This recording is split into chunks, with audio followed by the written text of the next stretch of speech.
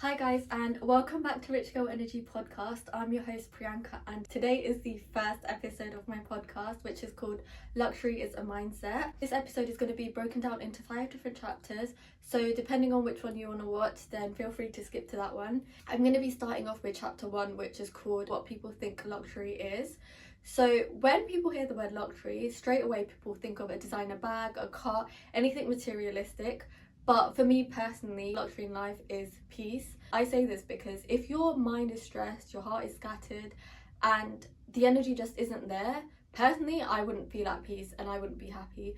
Buying something isn't really going to help you gain inner peace. Maybe temporary happiness, but it's never going to give you permanent happiness, which is why I say luxury is a mindset, and luxury isn't something you can buy, it's something that you actually embody to help you become the person that you want to become. Now I'm going to be moving on to chapter 2, which is what luxury actually feels like. For me personally, slow mornings, not having to rush, not having to stress, being happy is what real luxury is. So I will wake up a couple hours earlier just so that I have time in the morning to get ready slowly. I don't like to be rushed in the morning. I take my time, and I also don't like to be late, so I need to wake up earlier so that I can leave earlier. All of that is luxury to me. So for example, if I have uni the next day, I will literally have my outfit, my bag, everything ready the night before. That way in the morning when I wake up, I know exactly what I have to do in the morning and I will be ready. I don't have to fuss about anything, I don't have to think about anything.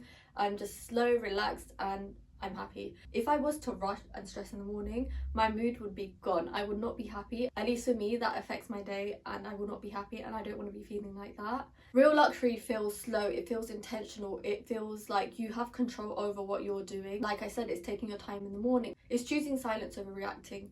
I feel like in a lot of cases, people decide to react to people when they say something, but with me, I don't need to react. I don't care what I hear, I do my own thing. At the end of the day, if I haven't said anything or I haven't done anything, why am I reacting?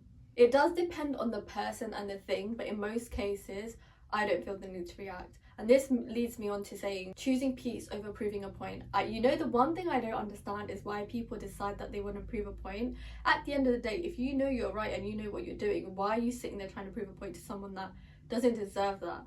Obviously, again, this depends on the person, but in most cases, you do not need to prove a point. You don't need to say anything. At the end of the day, I know that the people that know me, so why am I going to sit here, be bothered about proving a point? I don't have to do that. For me, I think luxury is self-respect, is being able to understand yourself and know yourself and not let people walk all over you. The third chapter I'm going to be talking about is the shift into rich girl energy. So when you start to respect yourself and know yourself, you start to raise your boundaries, your standards, and you know yourself a lot better, that you will not allow people that don't meet your standards and boundaries into your life. And when I tell you, if you know me, you know that I'm very picky, I'm very selective. I don't let anyone and everyone into my life because I don't feel the need for them to be in my life. And if your goals and dreams don't align with mine, I just don't see the point in you being in my life. And that's when you start to realise that you're actually attracting and you're not chasing, because you allow whatever's meant to be in your life to come into your life and you don't have to control it. That also means that you know that your energy is expensive, so you're not going to sit there and waste your energy and time on people that don't understand that and don't know you. Rich girl energy is quiet. The amount of times I've walked into a room and there's people that are trying to be really loud, that just goes to show in a lot of cases that you want validation and you want attention. That's not how a rich girl moves. You shouldn't need to feel validated by other people. You should be able to validate yourself. Personally, I don't like having those friends that need to feel validated by other people, because it just gives off pick-me energy, and I don't like people that have that type of energy, because you just want other people to pick you. You literally can't pick yourself.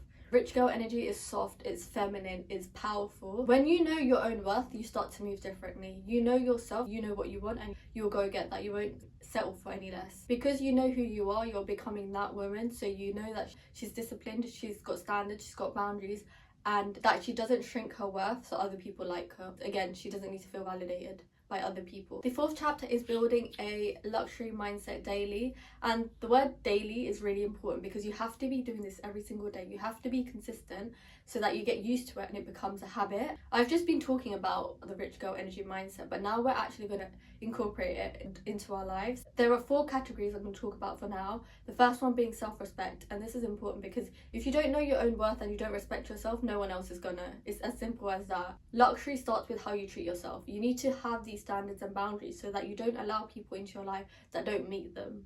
The second one is keeping promises to yourself. I do this all the time. I literally tell myself I'm going to do something and I make sure I do it. I did have a time in my life where I did actually I do this less now, but I used to be someone that needed to get everything done, and I would write down a lot of things that I had to do, and I would literally be upset with myself if I didn't get it done. Now I'm just trying to tell myself to do a few things, and once I've done it, it's okay, I've done it and I'm proud, and then I leave it at that.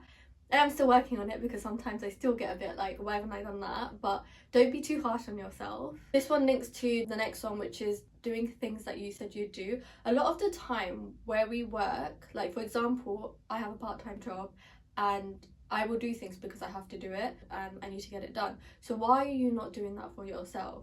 With, for example, filming for the podcast, I tell myself tomorrow I'm going to be filming this time on this day and I have to make sure I do it. Whether it goes to plan or not is okay, but at least if I'm there and I'm trying, that's all that matters for me, and I will make sure I do that. And then the next one is making choices that your future self would do. This is something I do all the time. I literally think about whether it will help me in the future and I do it based on that. Obviously it's fine to have fun, but a lot of the time for me, I just want to do things that are going to help me become a better person in the next few years and work on my goals and dreams in the next few years. I don't want to be doing things that aren't helping me because it's literally a waste of time, and my time is so precious that I just need to be doing things that are going to help me. The second category is intentional living. So this is what I was talking about earlier when I was talking about a routine being slow, not having to stress or rush.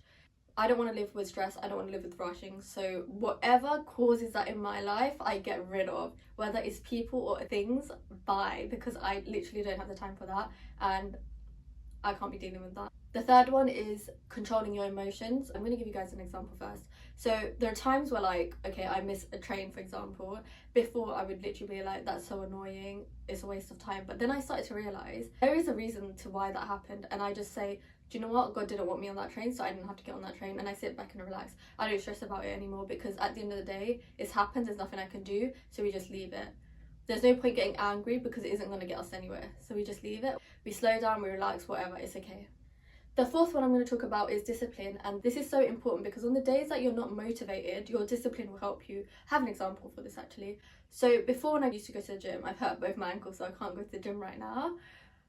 But there were days where I'd wake up, and I love going to the gym in the morning, so there were days that I would wake up and I just would ask myself, should I go to the gym? But I would always remember that feeling of walking out the gym after my workout and feeling so good that I would literally be like, no, you're going to the gym. I would literally get to the gym and walk out and be so proud of myself for going because I would feel so good. Don't let your emotions pull you out of character or slow you down from doing things that you want to do, because at the end of the day, you will feel better after you get it done. Obviously, if you're not feeling well, anything like that, then obviously that's fair to just rest and leave it. But I'm talking about when you're able to do it and you just can't really be bothered. And the fifth and final chapter of this episode is how this mindset actually changes your life. So I'm sitting here and telling you this because I genuinely have seen a difference in my life since working on my goals, my dreams, and working on myself. I've genuinely seen a massive difference. Yeah, you're gonna lose friends. What happens. Like, you're gonna lose people, whether it be family or friends. You are gonna lose people because you're becoming better. So if they aren't doing the work to become better, you're gonna lose them, and that's okay. I've literally cut off so many people and I couldn't care less, because at the end of the day, everything happens for a reason. Do you know what? I need to say this as well. The only person you have since birth to death is yourself. You will literally be there for yourself throughout your whole life. No one else will be. From birth to death, I'm talking. So you need to put yourself first and do the things that you want to do, because you don't want to sit there and have regrets. When you start to do better, people treat you differently. I'm not even going to lie to you. I've had people come up to me and tell me I seem really happy, I'm glowing. And I'm not even joking when I say that. Like, seriously, people have come up to me and said that. And it's meant a lot, because it's nice to see that people can actually see you doing better. It's so nice because then you know the work that you've put into yourself is actually working and you're getting to a better place. You start to become more magnetic, you start to glow differently, you make the right decisions. You don't make decisions based on other people, you make decisions based on yourself, and you move like the woman that you want to become. I'm just going to close off this episode by saying luxury is not something you buy, it's actually something that you embody and you become. It literally is based on your choices, your peace, your life, your discipline. So you're the only person that can work on yourself and make yourself become the best version of yourself. If you haven't started working on yourself, please start working on yourself. You'll see a massive difference and you'll see a massive shift in your life. Thank you guys for watching this episode. My personal socials and my podcast socials will both be linked down below in the description box. Episode 2 will be dropping next week, so I will see you guys then. Mwah!